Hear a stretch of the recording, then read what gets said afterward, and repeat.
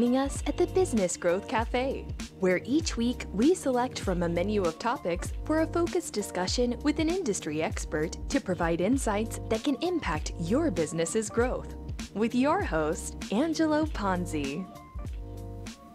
Hi, I'm Angelo Ponzi, your host here at the Business Growth Cafe, and thank you for joining us.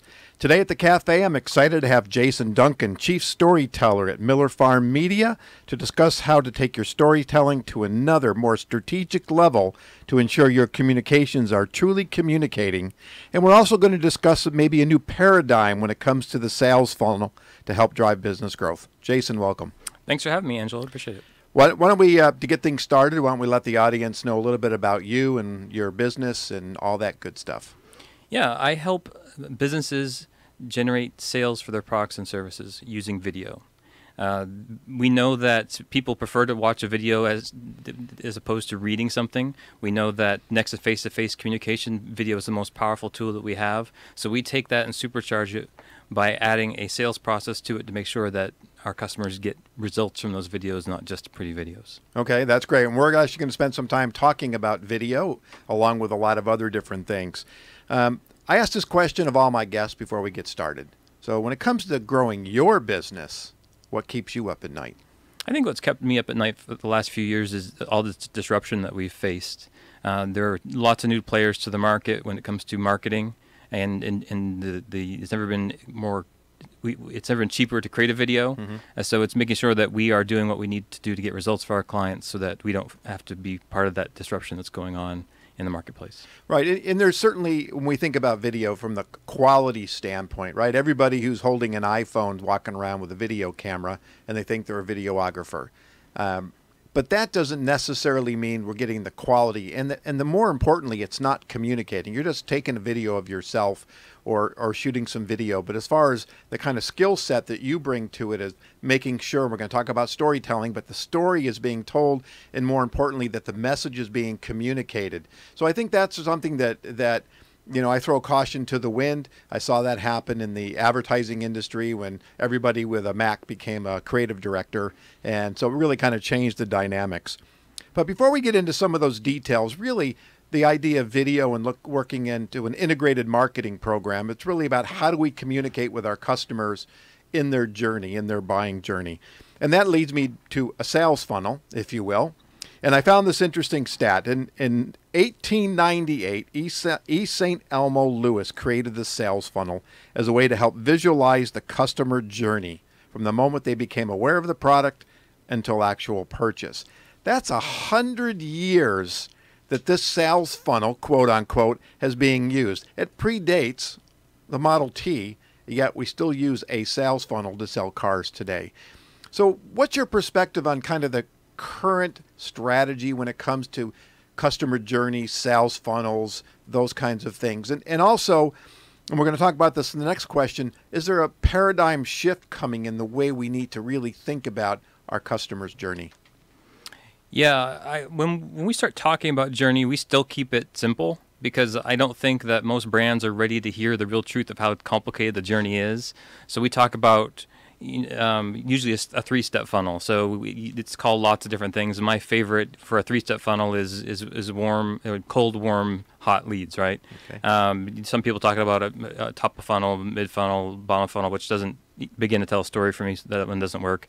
I love what John Jantsch of Duct Tape Marketing says about he has a 7-step funnel, which is know, like, trust, try, buy, repeat, refer. He calls it the marketing hourglass, where you get the people to the bottom, you flip it back over, and they go through the process again. Okay. So there is a journey.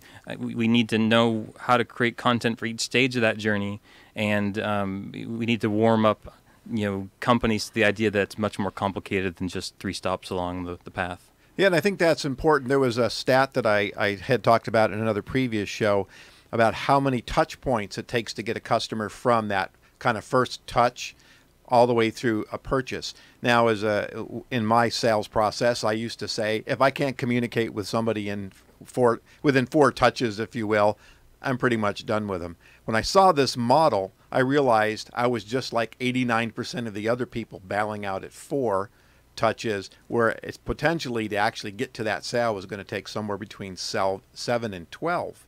So the same kind of thing along this customer journey and recognizing, where are they at? How do you communicate with them? And truly, what is that? And we just can't make it up. We really have to talk to our customers to try to understand that.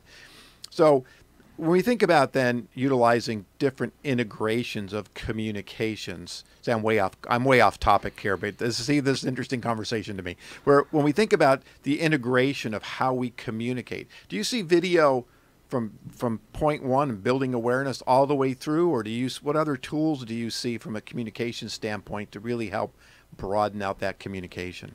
I think video is the foundation, but I really think an omni-channel approach is the most important these days.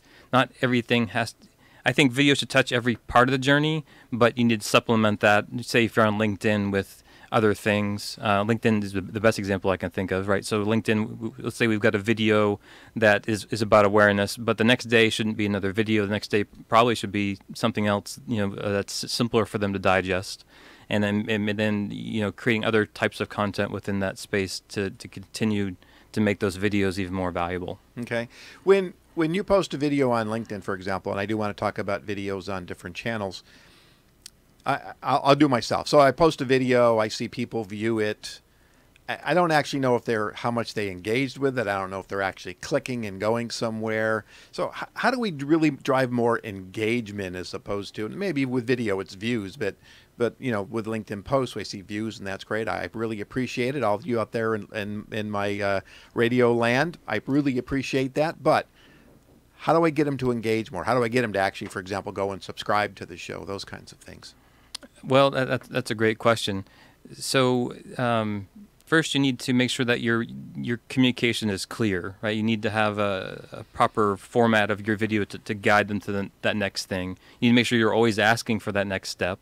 When it comes to measurement, it depends on the platform. So LinkedIn is terrible right now when it comes to giving you metrics. You know that somebody watched it for 3 seconds, but beyond that, you don't know. So unless you can get them to get off the platform and track them that way, you really don't know what's happening on LinkedIn. Other platforms have figured out how to track engagement, which is very valuable. But at the end of the day, you need to get them off whatever platform they're on and into your system, ideally your email system, so that you can then make them part of your regular rotation in case one of those platforms goes away or suddenly decides that they don't like you anymore. Okay, so we need to capture their contact information, if you will, or at least where they are in their journey and their interest level. Now, there's always a call to action, but have you found that when you're utilizing video and they click on it to serve them up something else as far as that call to action, or deliver them some other value, or is the video itself should be the value? The video should be the value, but it should lead them to either more value or a specific action. So typically what we say is, at least a couple of videos to warm them up before they're going to take that action. In 2019 anyway, it used to be that you could make a video or send them to a landing page, they would sign up right away. People are starting to become leery of that because there's so much poor content out there. So you provide value so that they begin to trust you, so that then they'll sign up and that you can continue to push them down the path from there. Have we reached the saturation point of content? I mean, there's, I somewhere in my notes here, I read that the average consumer, average person, consumes about 10 hours of content a day or information a day. I remember in my ad days, we talk about they get bombarded with 5,000 messages a day. So there's so much information coming at them from so many different ways. And you mentioned the word disruption. So how do we break through that clutter, if you will, and rise above the fray and disruption? I'm going to coin that phrase, TM, disruption. And how do we get to that next level? So we do have too much content. I mean, there's more content uploaded in one day to YouTube than Hollywood's made in the last 100 years. So there's the chance of your content standing out is slim to none. So that means we need now to create content that's of absolute value to our target audience, that either inspires, entertains, or educates. And if you don't do one of those three or have all those three in your content, then no one's going to find it. It's also supplemented with ads. So you've got to create the content for your target audience and then get it in front of them, because it's rare they're going to find it on their own. So you said inspire, educate, and entertain were the kind of the three items that you need to have within your video, or all three, or at least one or the other. Okay. Correct. Interesting.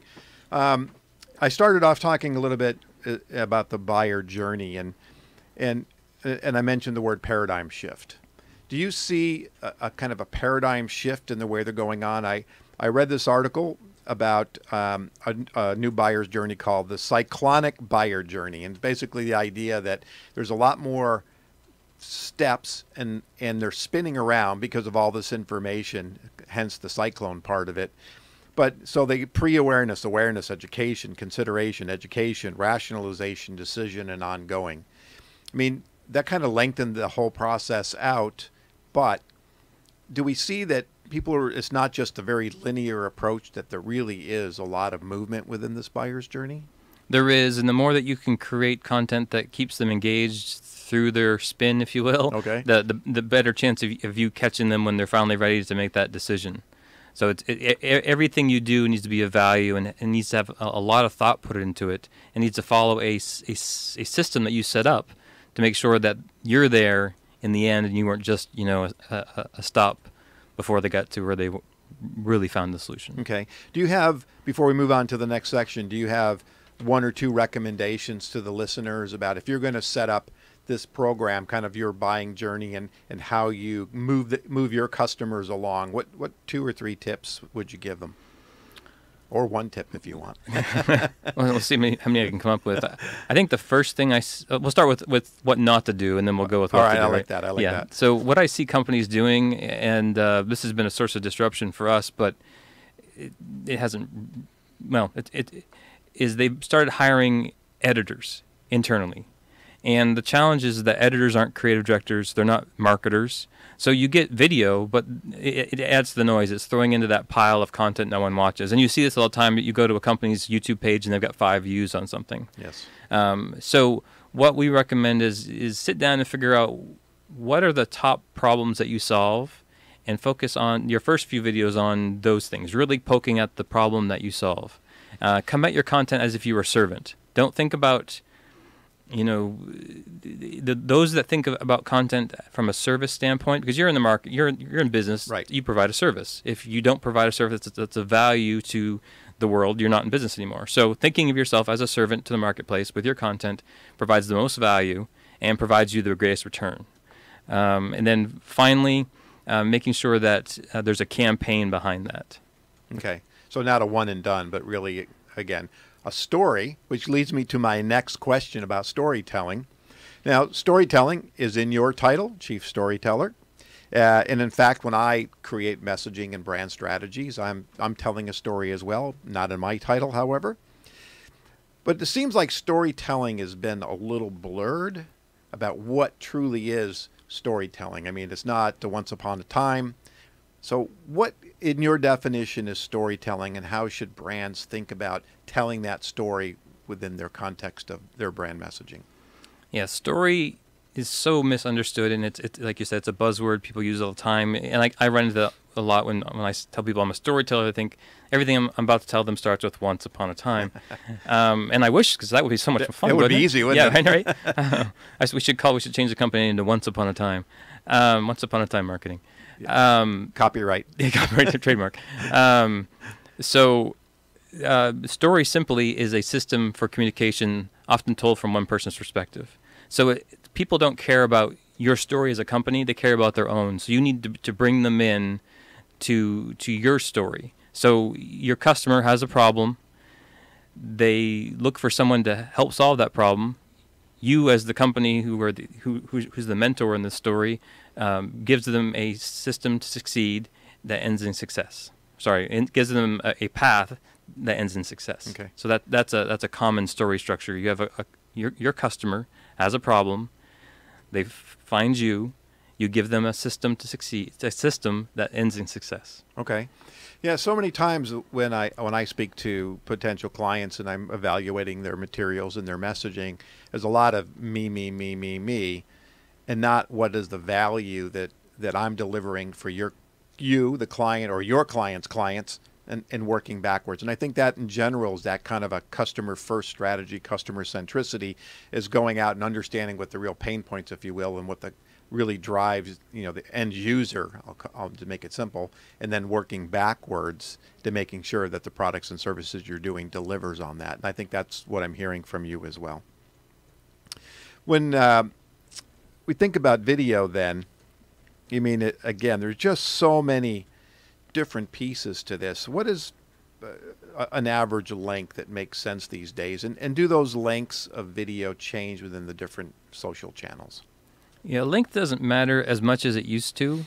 Where length plays in depends on where they are in the buyer's journey. So if they're new to you, to your brand, to what you offer, the video needs to be short. Again, depending on the platform, 60, maybe 90 seconds. Okay. We see a lot of brands getting great success with 6-second ads on YouTube.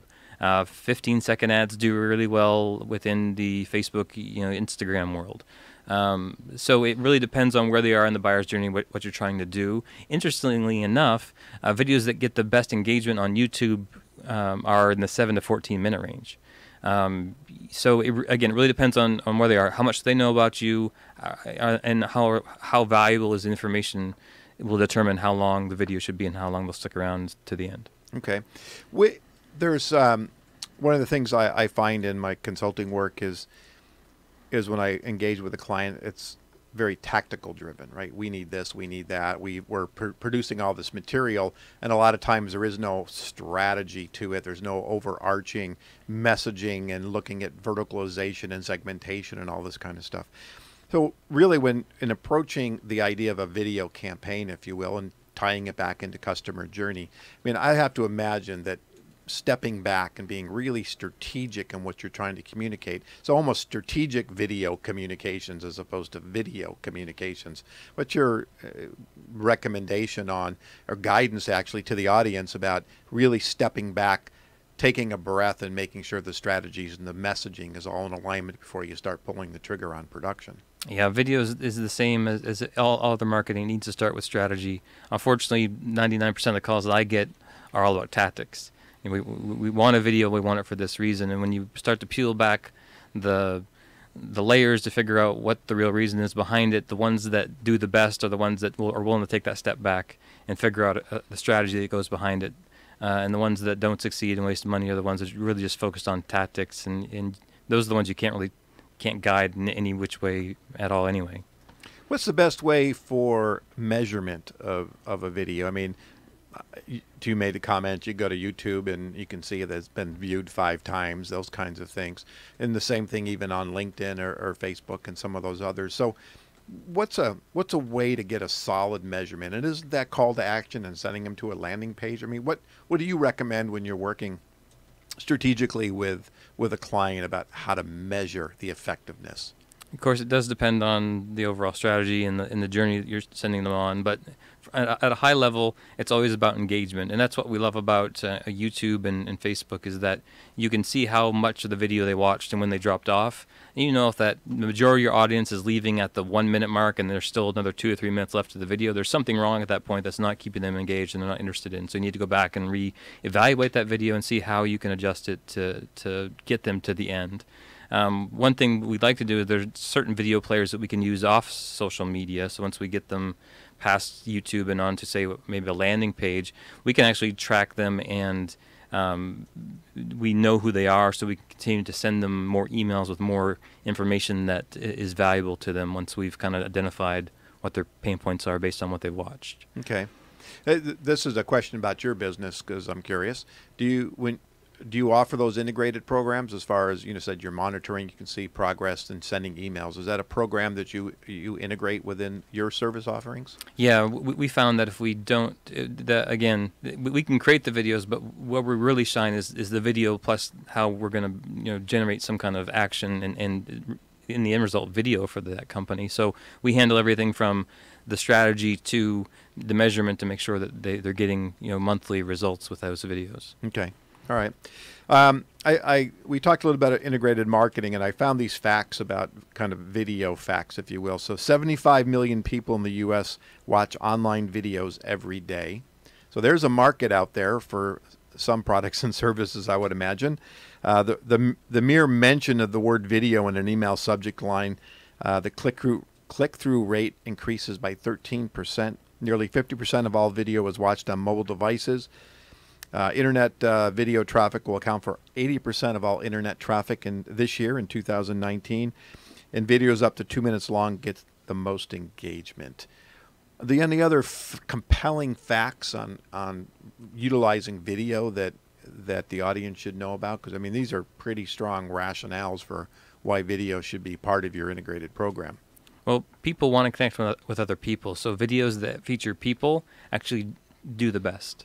We see over and over again when we run Facebook campaigns for clients, or that if we try to have something else in the video, maybe it's stats or whatnot, people, they don't glom onto that as well as if the video starts with a person, especially someone that looks friendly. It doesn't have to be necessarily, you know, a supermodel, but just somebody that looks friendly, approachable, that those videos do far better than anything else we could create. So I think that leads me to my next question. The kind of, I'll call it a produced video, right?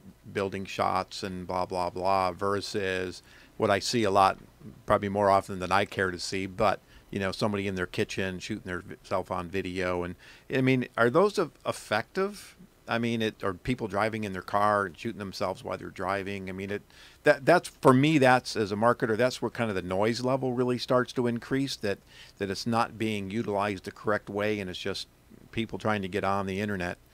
What's your thoughts on that?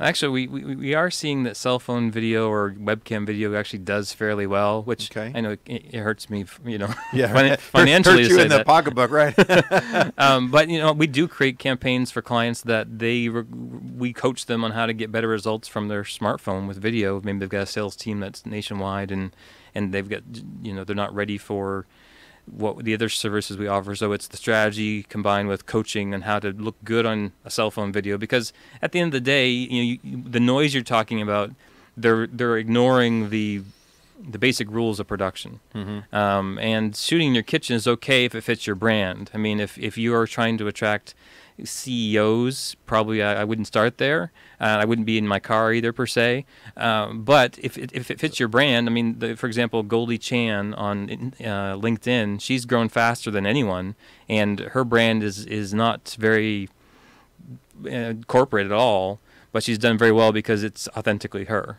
Okay. She also was there every day with a video. Her channel is Daily Goldie, so it's not very high quality videos, but it worked for her because that fit her brand. So it's all about thinking about, what is your brand?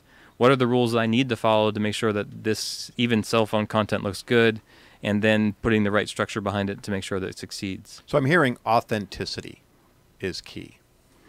Yeah, and being true to your personal, to your brand, whatever that is, if it's personal or corporate. Okay, well, believe it or not, we're almost done.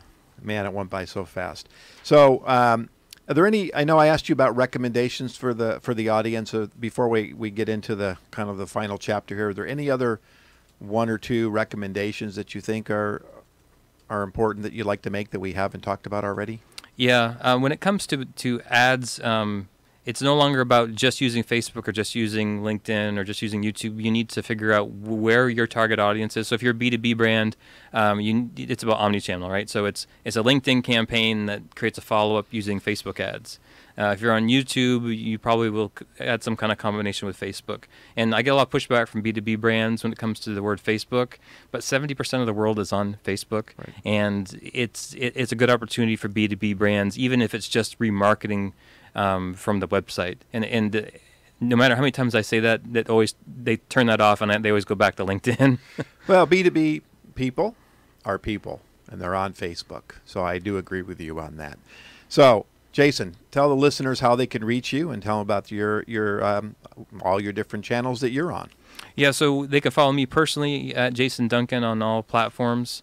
I'd love to connect with them on LinkedIn. And I have a weekly video series that I do there, which provides video marketing advice and marketing advice. And then also once a week bring in an expert to talk about some area of business that pertains to the people that follow me on LinkedIn. I also do another series that's on YouTube at Miller Farm Media, and they can also check out our website, millerfarmmedia.com. All right, fantastic. I hope to be on that series with you.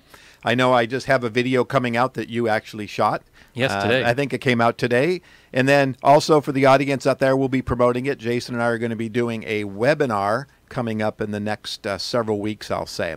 So thank you for joining us at the cafe today. You can find out more about me and read my blogs or view my show videos at theponzigroup.com or connect with me on LinkedIn, which is the easiest. You can also subscribe to the show at the Business Growth Cafe, or you're now on iTunes, iHeartRadio, Google Play, Spotify, Stitcher, SoundCloud, Spreaker, and others around the world. Join me next week for lunch at the Business Growth Cafe.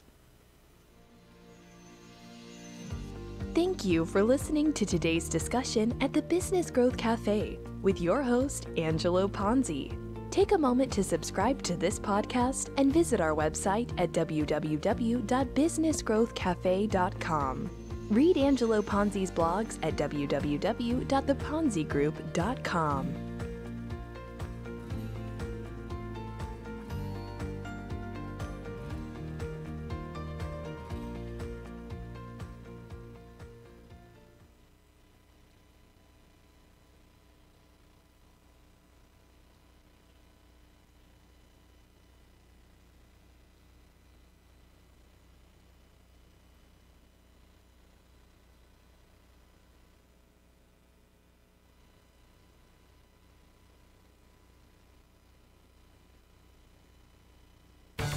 Wow.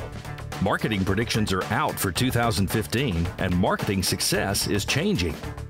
Did you know that Google is now actively tracking your business and personal brand and online reputation? Online and offline marketing has changed.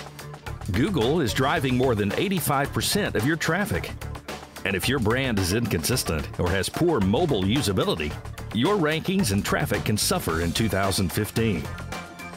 To learn how your business is currently viewed and what can be done to improve your brand's visibility and authority, contact SunUp Group for a free marketing analysis. It could be a business game changer. Visit www.sunupgroup.com today or call 877-609-3840, extension 700.